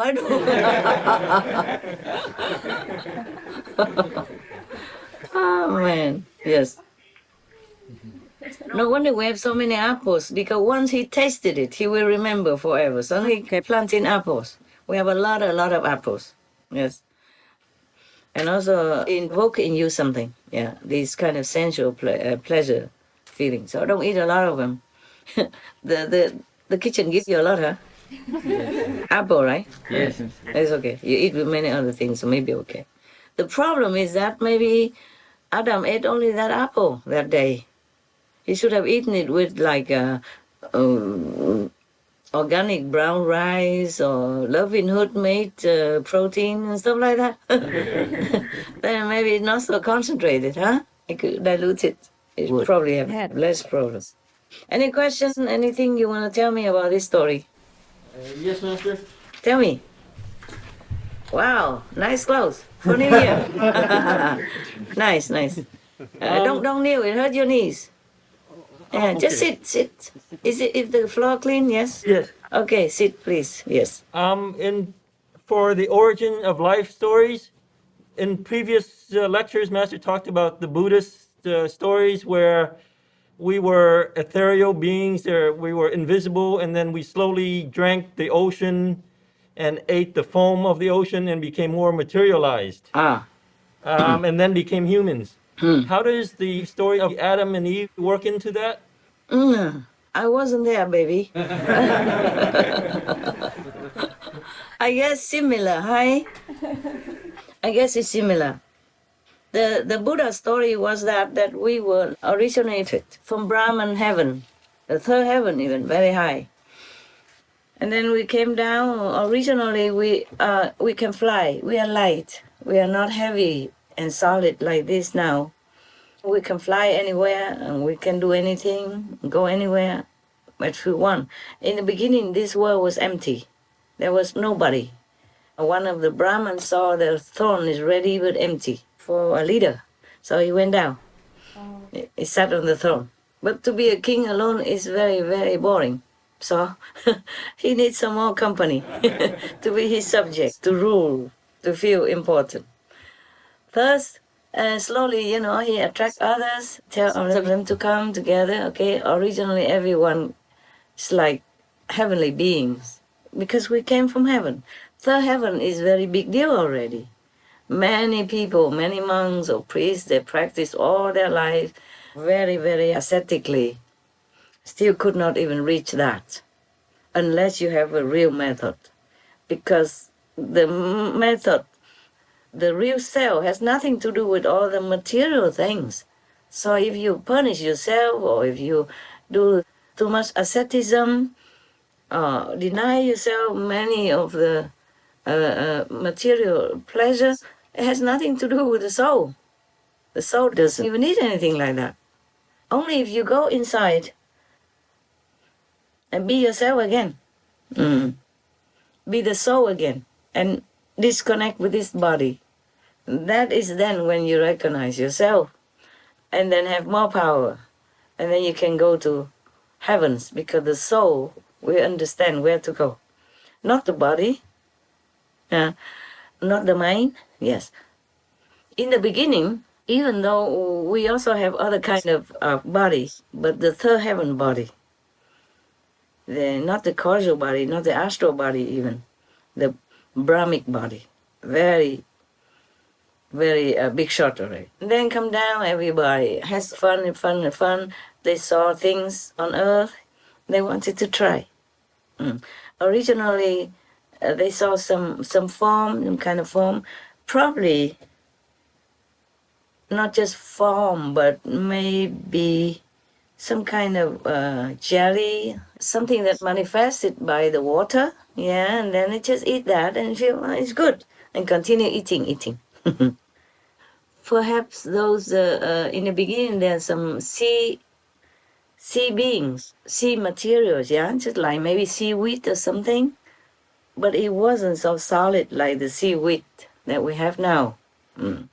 Probably in some kind of transparent form, or very tasty, delicious, or because the body of the Brahmic being never tasted any such thing. So when he tasted it first time, it felt so good. But then they continued to eat. They told each other, hey, try that, so fun. Because they had nothing to do. Imagine, you have everything. All the power, you can fly everywhere, you can manifest things, you can read each other's minds, you have no hindrance, because your body is almost like ether. And then you are bored. Yes. Yeah? I guess that's why the angels fell. Because too bored, too good. Everything is so smooth, so easy. Whatever they wanted to do, it's just simple. Whatever they wanted to have, at the blink of an eye, they have it. So maybe too boring, more boring. And that was the reason also this was what created in another kind of legend, that one practitioner stood on one leg for many kalpas to worship God, so that he can have a boon. And then God gave him a boon, say, what do you want? And he said he wanted to create a world in which he rules, because the world that you created is too, not just boring, but too regular, yeah? Nothing interesting, nothing striking. So he wanted to create a world in which he rules. So God promised already, and then he created the world like this. Okay, right now. So maybe that's why the heavenly beings, they came down. Some of them, they fell, because they wanted to have something different. Yes.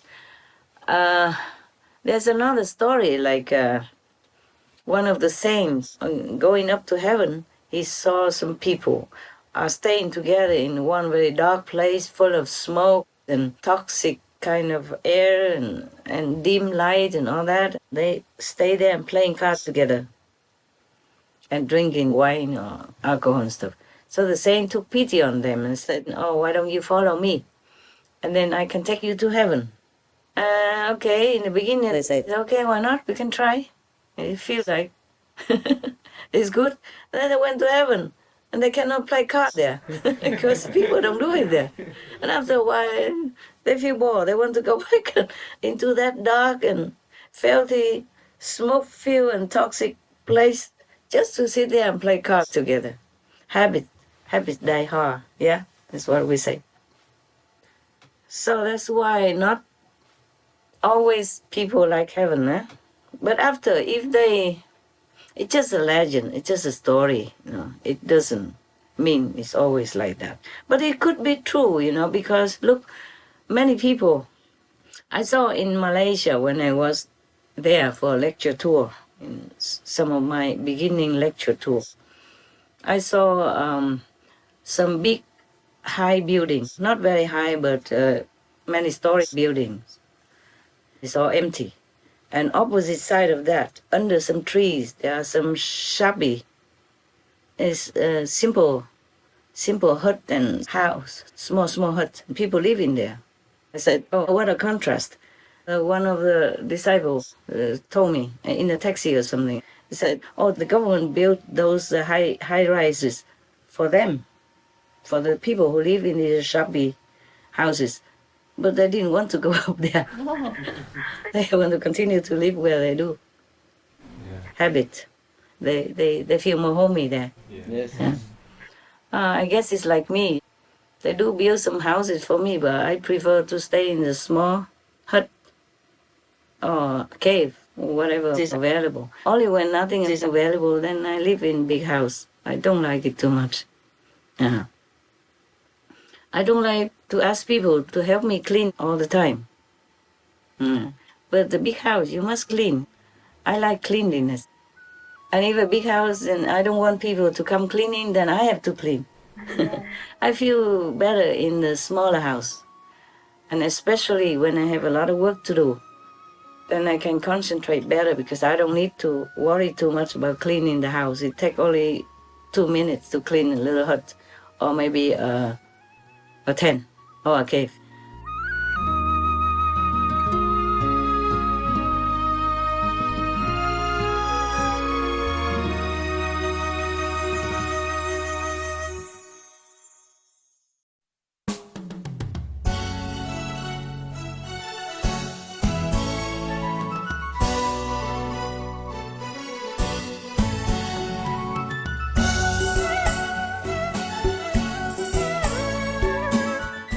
They do build some houses for me, but I prefer to stay in a small hut or cave, whatever is available. Only when nothing is available, then I live in a big house. I don't like it too much. I don't like to ask people to help me clean all the time. But the big house, you must clean. I like cleanliness. If a big house and I don't want people to come cleaning, then I have to clean. Yes. I feel better in the smaller house. And especially when I have a lot of work to do, then I can concentrate better because I don't need to worry too much about cleaning the house. It takes only 2 minutes to clean a little hut or maybe a tent or a cave. Yes, it takes hours, at least 1 hour, 2 hours to clean the big house, like the house that I had that they built for me. Yes. I never lived in that house. I told you before. Before I did not. Just for a while before I have the cave built. I lived there for a while, but I never liked. And then so after the cave was built, before that I lived in the tent, and they took the tent away. They demolished all the grass and the flowers that's natural around me, and I came back, I don't have anything. Then they built a big house for me. Only the 2-story building, but threatened to even build an escalator or so. I was laughing. So I stayed there for a while, and then after the cave was built, I moved to that cave, and I never came out. I never wanted to go to that house, unless sometimes when some people have to come, and then my cave is too small. So I went there just for a meeting, and then went back to my cave. Only after I came back, the first time came back after 10 more years, then the dogs are coming, so I had to use that house for dogs also. But now, because I don't have dogs living around, I need to work a lot and meditate intensively on retreat, so I choose a small place again, which is very good. It's getting smaller all the time. It's happier for me. I don't have to spend a lot of time for labor work. And I'm happy in it because everything is nearby. I don't have to go far to search for things and forget where it is. Here I cannot forget anything. It's right there. It's always around. For example, I use my bed for like a makeup table, and I use these plastic boxes with the opening on the side. I use them to put under one piece of wood. Then that is a bed. And because that is a bed, and I can open and put my things in it. So if I put a sofa, then there's no room underneath. There's a different place you have to organize differently. Yes. And I also put a couple of these plastic boxes, these organized boxes, Yes. but with the opening on one side instead of open on top. So it's like a drawer. Yes. I put a piece of wood on it, and that is my table. That's the desk from which I'm talking to you right now. Wow. Wow. It functions Yeah. just the same. And I have room, I have drawers down below it to put my things inside. So if I want to reach for a book, it's right there. Open, take it out. It saves a lot of space. I don't need a bigger place. I don't need a big house. If a big house, then you have different stuff, like you have a big sofa in it, and you have a big desk. But if you don't have room, then you put, drawers underneath, and you lay on top, or you work on top. Depends. Yes, Master. It's the same. It's functioning. You saw me one time when you went together with me to my cave in Newland, remember? Yes. Yes. I have one, those steps they make the plastic to step on, but it's like a chair also, because it's short and it's just a few steps for you to maybe climb to the shelf to take some books or something. It's not a serious kind of ladder, no? Yes. And I worked on that as my desk. Yeah. I use that also to climb into my tent. My tent is on the higher platform. Those are platforms, they made them before, not that I made it. They made them before. The old ex-owner, they put statues on it because there was like a resort. People came to have fun and to bow to Buddha statues and all that. After they sold, they removed all the statues away, and I occupy. My tent is kind of high for me. So if I put the circle steps next to it, I can step and go to my tent on the high level there, high platform there. Then when I don't need it, I take it out, use it as a desk. It functions. It's all the same. Yeah. You still can work on it. Yes.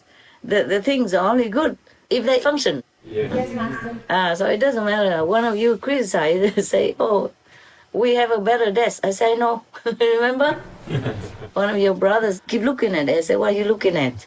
Somebody doesn't like my desk. He say, yeah, we have better desks or something. I said, never mind, it works. It functions as a desk. It's the same. Did I answer your question? What was it? Did I say? How come it takes so? I went all over the place. They eat these kind of things because it's material things. It contains inert materials, like something from the earth, yeah, have soil substance in it and water substance in it. In the Brahman heaven, you don't know these things because it's a different world. So when they saw it, they're curious, flying around all day doing nothing, also bored. So they tasted it and strange, strange, it tastes good. Continue eating.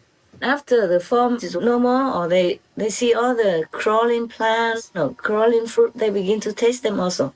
The more they ate, the more solid they became, more heavy. They cannot fly anymore. And you know what they look like. Yeah, look at me, then you know. Or look at your neighbors, yes. Probably we have eaten a lot. We still do, right? So that is that. Then in the beginning, according to that Buddha story, later on they have nothing more interesting. They pray and then God gives them rice. In the beginning, there's a big grain of rice. Then it was rolled to each house every day. Everybody can take what they need. And it was rolled to the next. But later they keep eating, then it's not enough, so they wanted to plant them so that they will have a lot. So here we are, okay? Now we have a lot of cereals, yeah? Different types. The beginning, and then afterwards, they organize it, they plant it, and then they put all in one store. Anybody who needs just goes there and gets. Later on, people are lazy, don't want to go to get even.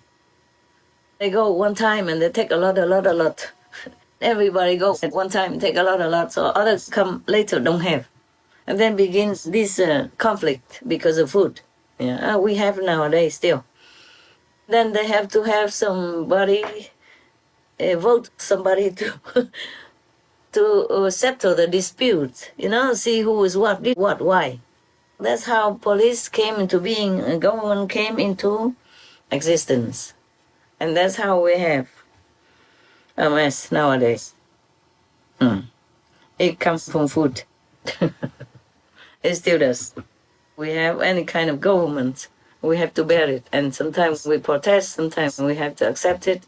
We have done it all ourselves, okay? We have done to us all this trouble because of food. So that was that Buddha story. But what was your question? Can you refresh it? Well, I was wondering if, like, Adam and Eve, how do they work into that Buddha story? Were they like one of those third level beings that came down? Perhaps. I did not ask him, but perhaps. It's similar, yeah? Maybe it's a similar story. Adam and Eve, later, they probably have to plant their own food. Maybe in the beginning, God took pity and then give them some. Like the rice that was rolled to their house.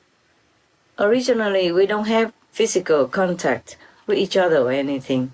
But because they're woman and man, and then suddenly they eat, and they became more desirous of other things. Like the body changed, and the hormones changed, DNA changed, their attitude changed, their mind changed, their thoughts changed. Then they desire each other, and they couple with each other, and then other people who did not do it yet, they say, oh, how come, what are they doing? Why are they doing that? Oh, this is not very good looking, it's not dignified. So they're hiding. They find caves to hide, or if they don't have, then they begin to build houses. That's how they live together, and then have houses, and they're comfortable. They don't want to go to take food from the store anymore. They just take a lot so that it will last for a long time. So they don't have to go every day. Everybody does that. They copy each other. Slowly, we have man and woman, and then we have this physical connection, and we have the babies, and then humans just keep coming, and this is how our world manifested. I guess Adam and Eve, in the beginning, also similar like that. Maybe they found anything to eat. Maybe leaves or fruit, anything. Slowly, if they walk around, they probably find something, and then they will try. Yeah, and then they will probably plant more of that if they like it for the future. Or maybe they eat and then they just throw the seed out and then they grow more. Some trees are so easy. The fruit just falls on the ground and they become trees so quickly. In one of the places where I lived before, they plant some, they call it 海苹果, meaning sea apple. The fruit, I was told that it's poisonous, you cannot eat. I don't see any other things eat it either. It keeps falling from the tree, and they grow all over around the tree, you know. If you don't cut them and don't take them away, there will be a jungle in no time. They just grow like that. Just fall on the ground, and the flesh and the skin become rotten after a while, and then they just grow up so fast, so fast. Many trees and plants, they grow so fast like that, right? Yes. So that's how things are developed. And from our desires, things come more. The more we desire, the more we are entangled with our desired object. Then we get more and more solid, more and more connected with this earth, which is heavier than the light and the original vibration of heavens. So now the Kuan method is the one that you can see the light again. You can connect yourself back to the vibration, original vibration. That's how gradually, eventually, you will realize that you're not the body. You go back to the source. Because the more you eat before, the more we recognize this body as us. That's what we say. We say, I do this, I do that. I'm hungry. The body is hungry, not you. Yes, that is the thing. I don't know if I answer your question correctly, okay or not? Yes, Master. Thank you, Master. You happy? Yes? Yes, Master. Thank you.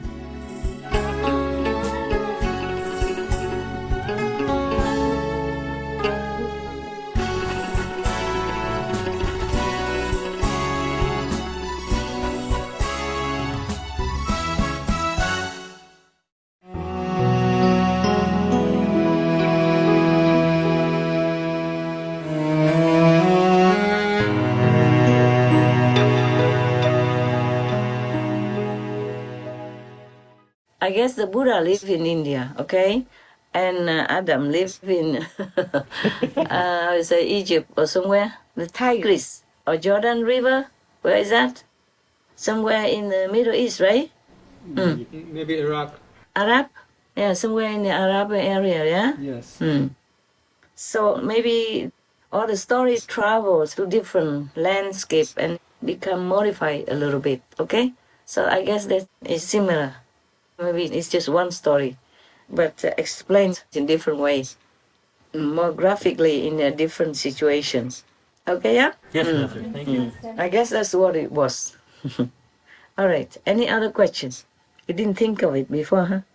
Master, you mentioned before that some planets have evolved to merge with AI, and also on our planet at the moment we're heading towards more advanced robotics, and they're talking about merging even humans with AI so we can live longer. And Oh, yes. is this moving away from God's will, or is it okay to do that? It's not okay. It's not okay. They are already planting chips in some monkeys. Yes. And they're kind of thinking of planting chips in humans' brain or in humans' body, maybe with some substances or elements to strengthen you or to make you more intelligent. I'm not sure. This is uncharted waters, okay? Okay, Master. Have other planets had experience where maybe they destroyed themselves by going too far in that direction, away Yeah. from God? Possible that we stray from nature. But what can we do? Humans are like that. They have to experiment with things, even though sometimes it's catastrophic. But they don't know it until it's catastrophic. You see, we experience many things, and then we make like atom bombs. Yeah. And now many of the strong countries have atom bomb or H bomb, whatever you call that. And whatever that is a bomb, is destructive and is explosive. It's very difficult to get rid of them because everybody has it, so nobody wants to kind of get rid of them because they worry that if you get rid of the atom bomb or you don't make one, then the neighbor stronger than you will take advantage of your weakness, etc. So this is a kind of very dangerous development. But humans, they are doing this all the time. One way or another, they will probably try to experiment with something. They already are doing it. It's just maybe in some corner, or maybe military, or maybe some secret laboratory beyond our eyesight. We don't want to let the public know yet. Many things they have developed, they use it only for military, some secret agent stuff. Whatever. What can we do? Cannot stop them. I don't know if we live longer with that. And if we do, what kind of humans will we become? It's uncharted waters yet. But some people just have to develop it or experience it. So we just have to wait and see. Huh? Okay, thank you, Master. Or don't ever see. So there may be always some kind of experiments going on all the time in the human's world, which is good in a way. Otherwise, we would not be able to talk like this now. Yes, Master. Without some experimentation or trying the unknown, we would not develop this and that physical technology to make life more comfortable. But sometimes too comfortable and not too natural anymore. Then we just greedy for more and more stuff and don't know where we're going. And the moral standard keeps going lower. That is the problem. Yes. If it goes together with the development, then it's easier to control. But if people just develop like AI and without any source of moral and limit control of the actions, of the consequences, then it could be not very safe. Yes. Yes. So wisdom has to go with love also. Yes. And moral. Otherwise it could be dangerous. Yeah, look at the atom bomb. Yes. And now not only we can't get rid of it, other countries also are trying to develop it to be as strong as the neighbors for security or just for showing off. Whatever reason is not safe. Yes, Master. Just a button or just some mechanism, and then one country maybe boom, done, gone. Or the world even. Or most of the world, or half of it, or some quarter of it. It's a very dangerous situation that we're living in. It's on edge. It's edgy. Luckily, nothing yet happened like that. But there is always a possibility. Huh? Okay? Nowadays we develop too much into the wrong direction. So that's why any country has to buy some weapons from a stronger country or develop more because other country is maybe too strong and it might swallow this country up and all that. So your question is also a very good question. But I don't know how to control that. I can't.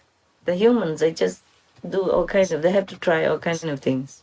Until maybe it all blows up in our face, like Atlantis and Lemuria. Yes, Master.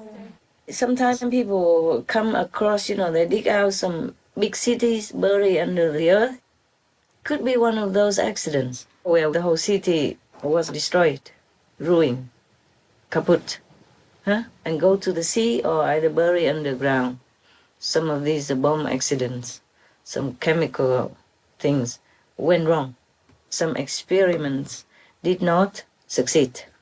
And now we're still doing it. So what to do? Just take care of yourself. Practice, meditate. In case you have to go that way, we have somewhere to go. Okay? Yes, Master. Yes, Master. That's it. That's the main point. Any more questions, love? Master mentioned about the Martians, and Mars was destroyed due to meat eating and as such, and some survived. So does that mean they are more spiritual now, the underground Martians? Yeah. A little bit more. Like fourth level. Wow.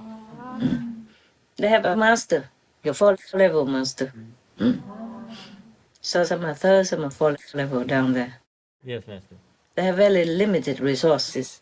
So they eat only almost recycling things and eat very little. Do they have the technology to hide themselves like the underground earthlings here? You mean bunker stuff? To hide themselves from From the earthlings? earth people that would come? I am not sure, baby. I have to ask them. And I'm not sure if we can hide anything from humans. I mean, in the long run. Yes, Master. They're very curious, very stubborn, and very strong-willed. Or maybe Martians don't want to hide. Or maybe they don't have enough technology to hide. Because after their world was ruined, there are very little elements or materials left. So they live frugally and simply. Oh, whatever happens, happens, yeah? Yes, Master. Master, Yeah. the IBM company has made a quantum computer recently. It's about hundreds of millions times faster than the supercomputer that we have now. Huh? So the AI tech might develop like humans. And in some AI movies, there are robots that seem to have feelings. My question is, if a soul can live in those robots with this kind of highly developed AI technology? Ah. Okay. Possible. Possible. Possible that some soul want to occupy the robot and move around with it. Or some demons or some ghost. Because sometimes ghosts, they even occupy some statues just to have somewhere to inhabit, you know? Or they occupy the trees, become tree gods and all that. The Buddha was one time a tree god, the deity of the tree. He told many stories about that. I didn't have time to read all that for you. So in the evolution of humans, we became many, many things and many beings, even trees and even rocks. Remember the story in the Surangama Sura, I have told you that even some of the substances from the moon or from the other planets fell down on the gold, and then it became some ghosts and some demons or some stuff. Don't remember? So if some essence or some substances could turn some piece of gold or rock into some living being, then anything is possible. Anything is possible with the robots. That properly some of the soul or wandering ghosts had taken up that robot to use. This body was taken up to use. It was dead already, cold and stiff. That's why my face has some imperfection, because the body already became stiff. My face, for example, this side a little different. Can use, okay? The soul is powerful, or some deities are powerful, and ghosts and demons, they can make use of them, and thus you feel like they have feeling. So some fear make it out of that. Maybe they know some of that. Maybe just imagination. Maybe from some true story. Okay? Thank you, Master. Yes, because if a soul or if a ghost occupy the robot, which he can make use of movements and all that, and the robot, if it's made so sophisticated as if a human, it's just only a material thing. Just like our bodies also are material things. The mind is the one that makes it move. The soul is controlling the mind, and the mind controls the body.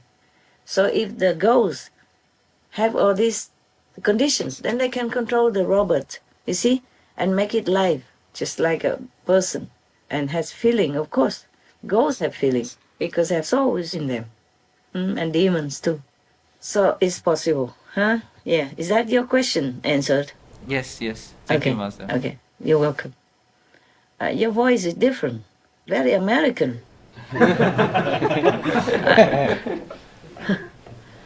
Any other questions? Woman, no questions? No, Master. No, too comfy. Sit there sleeping already after all these cakes, candies, and chocolate. How can you even move? I'm glad that you still sit there, looking polite. Yeah. Okay, then I let you go if you have no more questions. Let you sleep. Huh? Have a very good New Year's dream. Of cakes. Thank you, again. Master. Happy You're New Year, welcome. Master. Happy New Happy Year, New Year, Master. Master. Happy New Year, better New Year. And thank you for all the hard-working years, and will be. Ciao, baby. Thank you, Master. Love, Hey, love you, Master. love you too. Love you, Master. Yeah. Behave. Love you. Ciao.